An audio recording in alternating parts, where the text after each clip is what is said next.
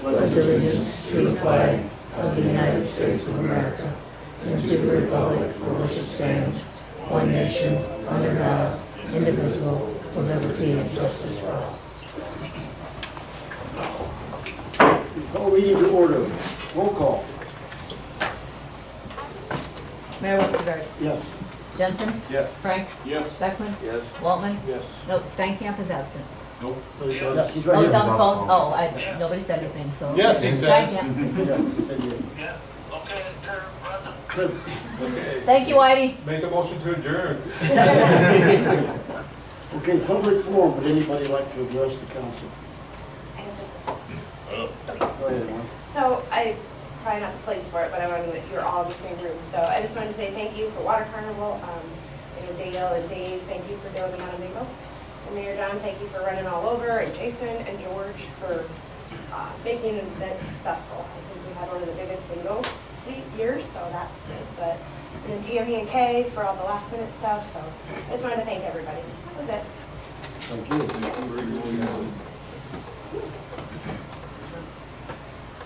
Mayor, if I can, Chris Mason, the president of SAC Economic and Tourism Development. Got a quick update here for you guys. I wanted to share this with you. I was at a training in Des Moines here this past week where I got to meet with Mel Kims, who is one of the executive directors of Iowa DNR. And he was talking about brownfield sites and some of the processes they have with them, and as far as rehabbing either potentially contaminated or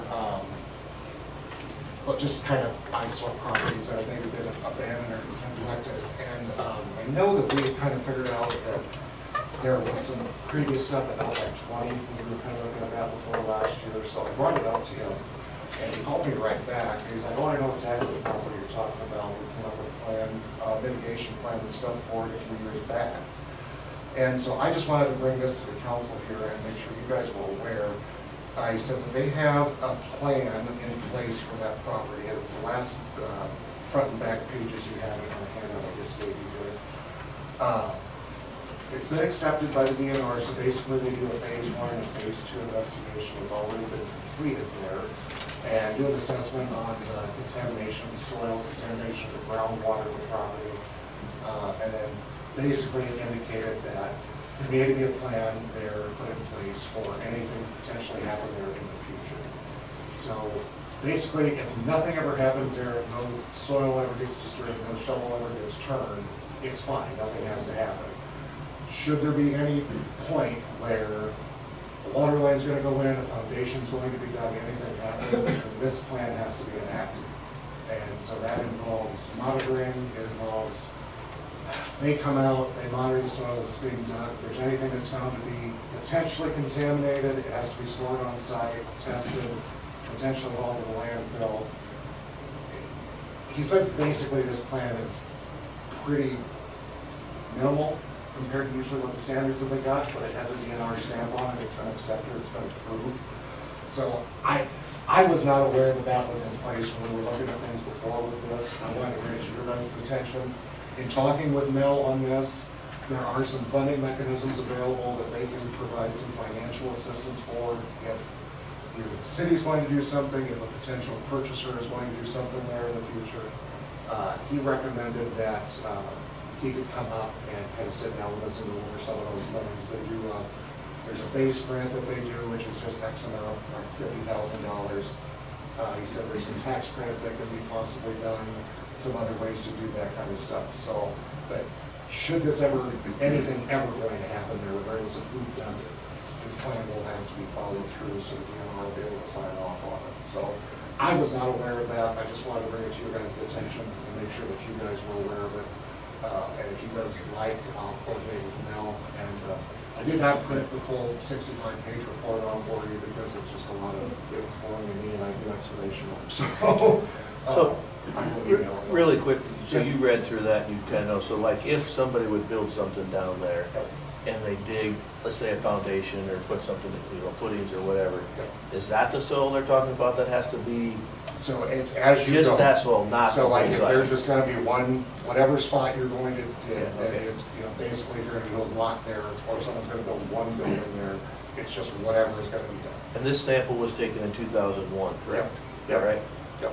But if somebody builds a second one, then does It has that to be one done also? on the entire property has been identified as contaminated, so. So each, as you go. Right, each but it's one- not the whole, my point is if they're digging. We don't have to footings, go in and do the entire entire thing. lot, they just take To the build dirt one that's in the house footings or and that something. dirt comes out. Yeah, And yeah. in my experience with the contaminated soil, over time, it does start to clean itself up naturally as well. Depending on the, Yeah. on the condition. Yep. How long is this, are we regulated by the So DNR? this is actually needs to be affixed to the deed of property, so it's permanent. Forever. It does not go away. The other thing, the other part of it though is too, that this management plan does not have to be redone. He said, and he wasn't sure, because there's no letterhead that this management plan was on, they cannot find who prepared this. If the city hired somebody at that time to do it, if they did it, he's like, it's just weird that we don't have any records on this at all. But they have accepted it, they have approved it, and so that management plan is good there. So as long as that management plan gets followed, we know exactly what has to happen to rectify the situation. So now if you go start digging, like I know when we went to the Eventide nursing home facility there in Denison a few years back, it's, I mean, there was an old kerosene, it was the old hospital site, and you could smell it was contaminated, and I was chewing, when he was, got calls from the DNR about having to deal with it. That was not identified as a site, that had contamination, so they didn't have a management plan there, they had to go and do one, and so we're doing the processes there. So, it's kind of nice to have it already and have it accepted, and not have to, because more than likely, if we did one now, it would be, instead of 4 pages, it'd probably be 30 pages, and it'd probably cost about 4 times as much too, so, for what they would want for monitoring and stuff, but, like I said, I just a little bit of digging, I just got these forms here this morning, I kind of read through everything and didn't look at it, but like I said, it was news to me, so I just wanted to make sure that we were cognizant, and, like I said, I can get, see if Mel is in there sometime, we can sit down and kind of talk to him, kind of figure out the what's and the who's and the how muches, and maybe go from there on it, so, just wanted to let you guys know. Thank you, Dennis, for that. So, yeah, you're also getting a sneak peek, my business card is the top thing that you're gonna see on there. SCTD will be rebranding ourselves to Spark in the future here. Our purposes are expanding a lot past just economic and tourism development. A lot of that's going to be housing development, community development. There's a lot more aspects of it that kind of encompass a lot more than what we previously had been towards. So look for more of that in the future, but have a pretty good graphic designer that did an awesome job on the logo for us, so we're pretty proud of that, so it's always fun to do that in front of everybody. So, next thing, second thing I have to talk to you guys about tonight here, one of our first initiatives that we're taking here with SCTD is we're doing Sac County Grows project, and basically it is farm-to-table industry expansion, economic development wise as far as local food production, local food sales, and trying to help that marketplace expand and grow. And what we've started with on that, one of the first things we identified is the Lakeview Market Mornings. Next year's 20 years that Lakeview Farmers Market's been going on. And so we kind of have a little steering group got together here. We've got Emily, Angie, Rebecca, Darlington that manages it. John Lorraine, and then Vicky Thoms with the Community Club. We've been looking at some infrastructure needs out there. I was there, what was it, 3 weeks ago? It was so rain windy. And the sun was kind of bearing down a little bit, and it would be good to have some permanent to semi-permanent shade structures out there just to help us deals out. And then probably looking at some electrical outlet additions for the vendors to be able to utilize while they're there. So I believe that we're scheduled for August 9th. More Shade is going to bring out one of their portable shade units and kind of maybe look at a system like that and set up so we kind of get everybody to be able to see it, kind of get an idea, get a feel for it. If we get that confirmed for sure, I'll let you guys know. Chad will be here to set it up, and so I'd like, if any of you guys would like to come to that and talk to them about the system. life expectancy, maintenance, and that kind of stuff, kind of get a feel for it, and then we can kind of work a budget up from there. And that'll be something that we're happy to work with the community club here and the farmers market group, and everybody else. Where were they coming? What's that? When were they coming? I believe the night. I think he's gonna come up the 8th to set it up, but then it'll be there, he'll leave it there for a little time, so we can, whoever wants to, or whatever groups we need to get down and look at it, they can go down and check it out. If we get a hard time from him when he's gonna be there, so Yeah, I'll make sure. he I'll does find that. out what time he'll be here on the 8th. So, yeah. But, if there's anything you wanna add about that, or? I think you said it, yeah, perfectly. We just had sometimes some vendors aren't able to come because of the wind or the sun, or they don't have the money for a startup to get a tent or whatever the case may be, so, yeah, we just kinda thought maybe this would be a good way to draw more vendors in. We've slowly been getting more vendors in, we have a steady flow, I would say now, but, yeah. Like I said, it's one of those things that, for us, it's kind of low hanging fruit. I mean, everybody likes to know where their food comes from, where their food's sourced, and have that local marketplace to do that. So we're excited about the initiative, and there's more we're doing throughout the county, but this is one of the ones we're gonna start with. So make sure you guys are all aware of that, and make sure you can come down and take a look at things, and we'll keep I plugging had away. a question, are we running out of space on Saturday mornings? I noticed the Yeah. Pine Street area is busy with trailers and whatnot. Yeah, it kind of depends on the Saturday. Some Saturdays, we have more vendors. I think the most we've had this year is 25. So with tents and things, that's another thing with tents, each tent is usually a 10 by 10. So that automatically takes up 10 feet of space, and not everyone puts it right next to the person next to them. So one vendor could be taking up 12 feet of space, whereas if we have these shades and we do tables, a table is usually 6 to 8 feet, so you're gonna take up less space and be able to get the vendors closer together in there, so I think that'll help, but yeah, we have some Saturdays we have to get creative with how we get everyone to fit. I have a question. Would the council be okay, like, say we are gonna do like a, I don't know, grand opening, whatever you wanna call it, unveiling? Is it possible for us to just shut the one street down, just for that morning? Which The street? Milton's one, between 4th and 5th? On Pine, you're talking? No, on Main. On Main? On Main, or at least half of it. You know, I don't know. Half would be easy. What street are you talking about? But Unfortunately, I think you're getting into businesses, and Yeah. yeah, I think maybe we could probably work something out with some size in the parking area and get that blocked off, but I as far would as shutting down not the whole recommend street, that would be, setting down. Are you talking about like on Main Street? Yeah, that's what you. Well, eventually, next year, we talked about having, more vendors and a band and some food trucks, so we were gonna make it pretty, and we're kinda, like Mike said, limited on space, and we've got 25 vendors, so I was just asking, It'd be easier on Pine Street than what it would be on Main Street. however, on Vine Street, you got. Fire Fire department, yeah. Right. Yeah.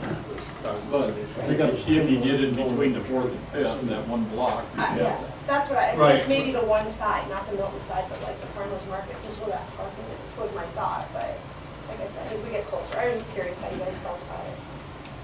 Yeah, the one between Main and Vine on 4th Street would probably be, Because Wicker's not open, and I mean, Right. except in the bakery, she gets a lot of business anyway, and they'll walk, but like I said, we're just kind of seeing what, I mean, obviously, we talked to the businesses first, to make sure that it would pull for them, I think, if we did it right, so. and Chris, I was You gonna can hold interrupt. you for your DNR connection, I'll email you tomorrow. Yeah, perfect. Okay, thank you. Thanks very much. So, can I ask Chris some more questions about this, so I understand better? Back when we had that development group that was gonna develop that down there, and John, you might remember more of this would be, but I thought the DNR was fine with them building residential lots down there. and I was just thinking that myself, that we got the green light on that, and, I guess I think we need to do some more research, because I thought as long as they didn't dig up any soil, they just put soil on top, help Right. Yeah, remember. I think that That there was no issues. Are you saying now that there is an issue? So from what Mel has found, what they've got on file, I mean, if there is any kind of excavation of the existing dirt that's there right now, you're opening yourself up to this communication. And so if you're putting a house on a slab and you've gotta move dirt to level that slab, that counts. If you're gonna take to put a sewer line in, you're disturbing that I dirt. thought that study was done by an outfit in Ames. We got a report of somebody. We've got the books. Yeah, we do, We got the because report. I'm pretty sure we do. I thought Ames did it. Somebody in Ames attested to get this tested, Yeah. as I recall. And I don't know where it's at, but it's here. It's here Yeah, somewhere. Whitey Whitey remembers too. That's what they have on file at the DNR, so. I'll get a hold of the DNR and get a little more explanation, and then we'll update you. So I know exactly what we're in for. Any more questions for Chris?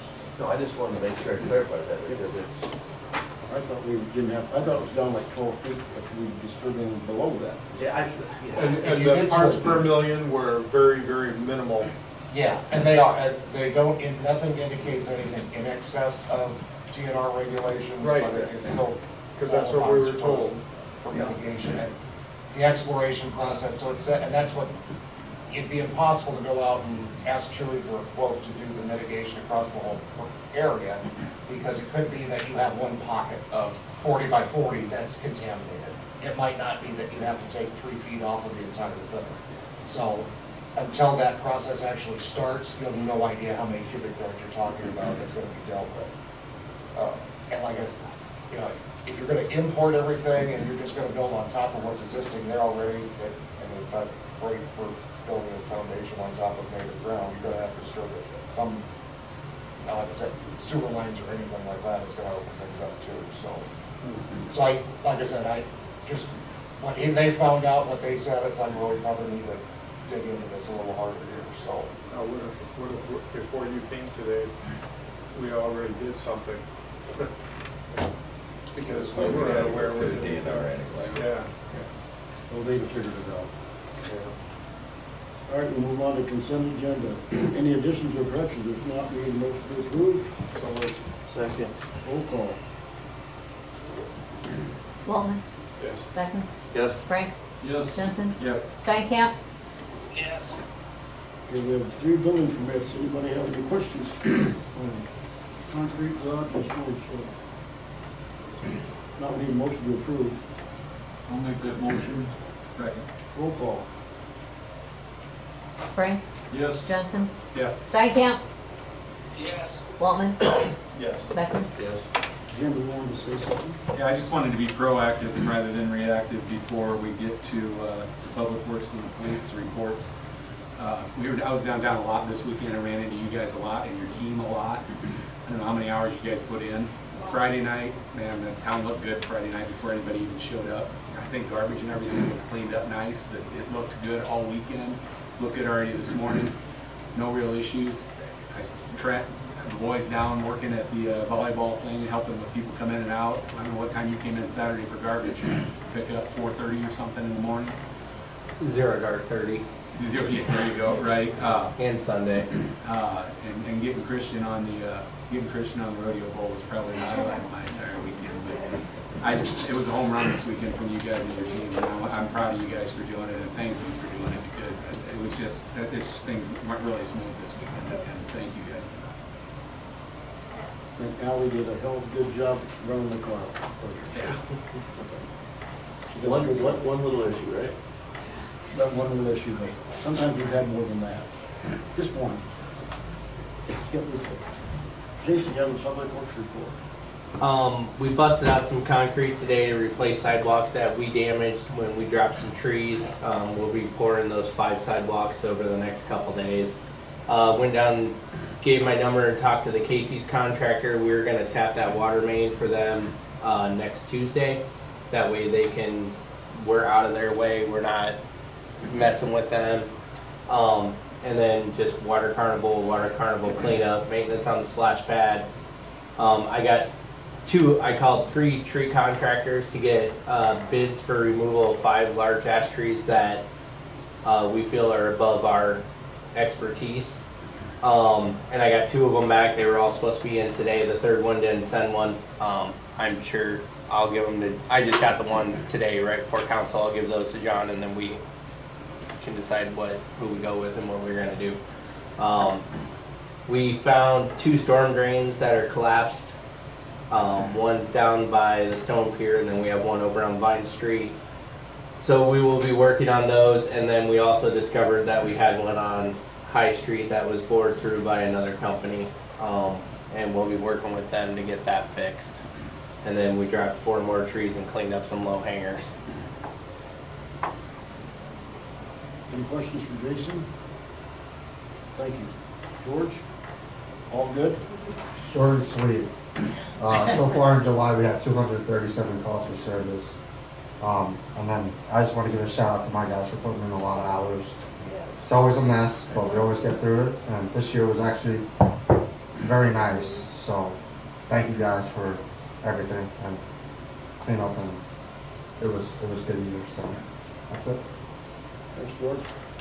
Ron? No, I was gonna do the same thing as Jim did and thank everybody for a great job we did.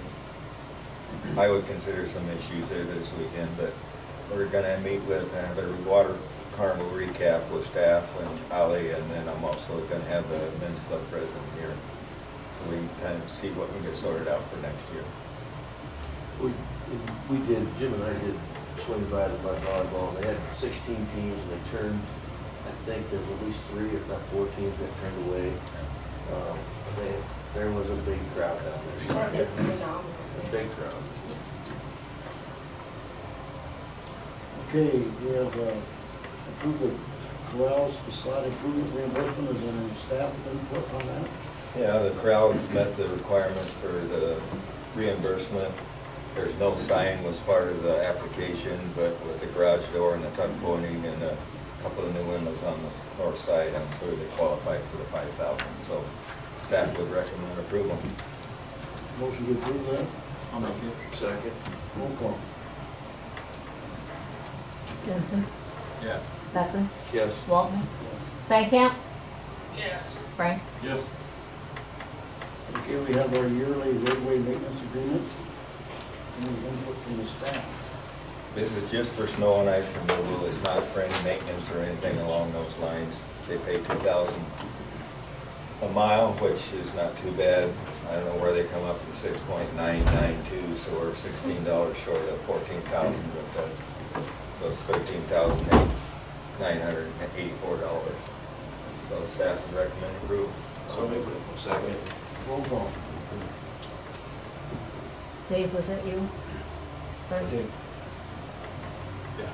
Walton, Yes. Beckman, Yes. Frank, Yes. Jensen, Yes. Stankamp. Yes. Okay, we have agreement with Region 12 for code and zoning codification. That staff has input on that. Yeah, the code codification portion is $4,000. We set up a time frame of September 1st, getting started, and it's July 6th, 26 completion time. It takes quite a while. As far as the zoning codification, that's 2,000. Starts February 1st, 26, and ends March 16th, 27. I think that's pretty good timing, is given that about 5 or 6 months to get started with code, because first of all, there'll be a lot of staff input and Region 12, making sure we're all up to date on the laws, since 2018 was the last time we codified. So, and then once after that, it'll be meeting with you guys to update that, and then final approval, which would be what I've set for July 6th. The zoning is a little more detailed. It's going to be a lot of staff starting up and getting everything kind of straightened out. Then we'll bring in the zoning, planning and zoning people and staff, and Region 12 will work through that.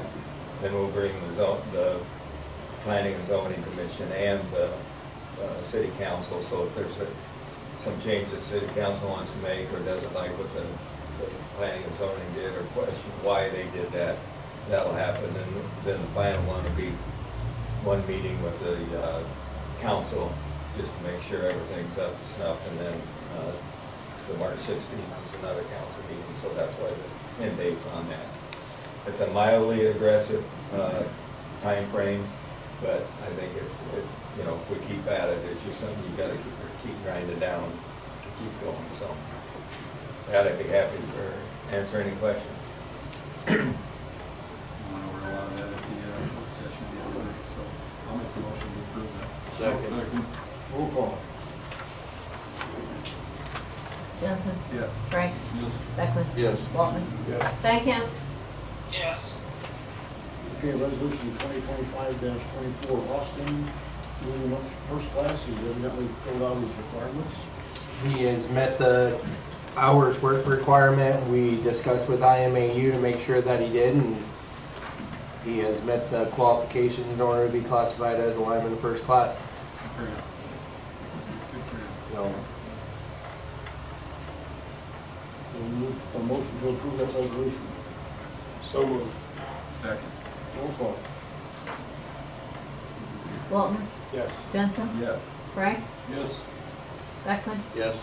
Stankham, Yes. Okay, final approval of tax payment, the three we have. Staff has made that, they've done that. Yeah, the assessors already approved these three. They were completed. We have several outstanding yet that are not completed, but we will send them up until they're completed, so. The motion to approve 2025. I'll make that motion. Second, Second. roll call. Frank, Yes. Beckman, Yes. Waltman, Yes. Stankham, Yes. Jensen, Yes. Okay, we need a 28 agreement with the school, George, any information? Yeah, so, we kinda went over it during the workshop. This is the actual contract. It's been looked over from the school, and their attorney. It's been looked over for Dave Jennett, for us. And we kinda worked out some of the things, but I think that everybody was here for that workshop, right? So is there any questions, any further questions that you guys have? I think it's a good idea. It's an introduction. There's a motion to approve the SOP. Second. Roll call. Waltman, Yes. Beckman, Yes. Frank, Yes. Jensen, Yes. Stankham, Yes. Is there a motion to adjourn? I'll make that motion. Second? Yes. Second. Please adjourn. Good job, Whitey. Appreciate it. All right. Thanks, guys. Got it. I'll see you later.